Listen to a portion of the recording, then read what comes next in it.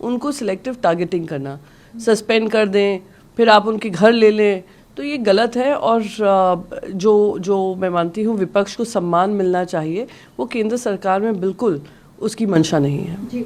पर ये कहा जा रहा है कि जो घरों में मिला वो कैटेगरी का नहीं है, जो सांसदों को, राज्यसभा सांसदों को दिया जाएगा। आप अगर रिकॉर्ड चेक करेंगे लोकसभा और राज्यसभा का, आपको पता चलेगा कितने लोगों को आउट ऑफ टर्न अपॉइंटमेंट्स वो अलॉटमेंट्स मिल जाते हैं, कितने लोगों को ऐसे टाइप के हाउसेस मिल जाते हैं जो उनकी श्रेणी में नहीं होता है।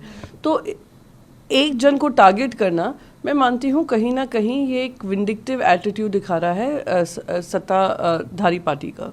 जी।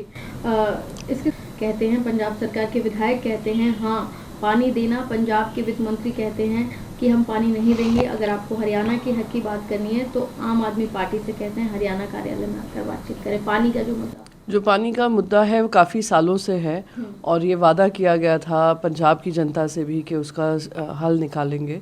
मैं उम्मीद करती हूँ ये मामला सुप्रीम कोर्ट में भी है, ये मामले की जल्द से जल्द सुनवाई होगी और इस पे इस तरीके का राजनीतिकरण नहीं होगा। एक राज्य है जहाँ पे भारतीय जनता पार्टी है, दूसरा राज्य है जहाँ पे आम आदमी पार्टी है। इसके चलते जनता हरियाणा की हो या पंजाब की हो, उनका किसी तरीके से तकलीफ नहीं होनी चाहिए, यही उम्मीद करूँगी। जी। बिहार में जो जाति सुप्रीम कोर्ट में कोई उसको लेकर गया है, किसी ने पिटिशन किया है और जो याचिका दर्ज हुई है उसको लेकर सुनवाई जो होगी ही। पर साथ ही साथ ये याद रखना है 2011 में भी जाति जनगणना हुई थी, जिसके आंकड़े हमारे पास ये केंद्र सरकार ने अब तक रिलीज़ नहीं किया है। मैं मानती हूँ जाति जनगणना से जो सच में पिछड़े वर्ग हैं, जिनकी मदद होनी चाहिए केंद्र सरकार की तरफ से हो या राज्य सरकारों की तरफ से हो और उनकी भागीदारी होनी चाहिए, उनसे उनको वंचित नहीं रखा जा सकता है। तो सुप्रीम कोर्ट जो भी निर्णय लेगी वो इन सारी चीज़ों को ध्यान में रख लेगी।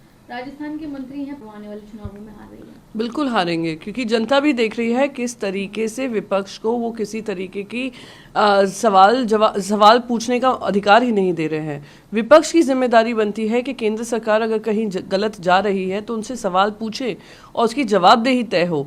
पर ये सरकार मणिपुर हो, बेरोजगारी हो, महंगाई हो, भ्रष्टाचार हो, किसी भी मुद्दे पे, महिला सम्मान की बात करें, उन सारे मुद्दों पे अपनी जवाबदेही से बच रही है। तो ये बिल्कुल वो सही कह रहे हैं कि हम लोग सबको प्रिपेयर्ड रहना चाहिए कि जितना हम बोल रहे हैं हमें उतनी ही गाज हम पर गिरेगी, क्योंकि केंद्र सरकार विंडिक्टिव है। और क्योंकि ये जनता देख रही है कि ये विंडिक्टिव प्रेरित है, जनता उनके खिलाफ वोट करेगी और ऐसी तानाशाही के खिलाफ वोट करेगी और भारतीय जनता पार्टी की हार होगी।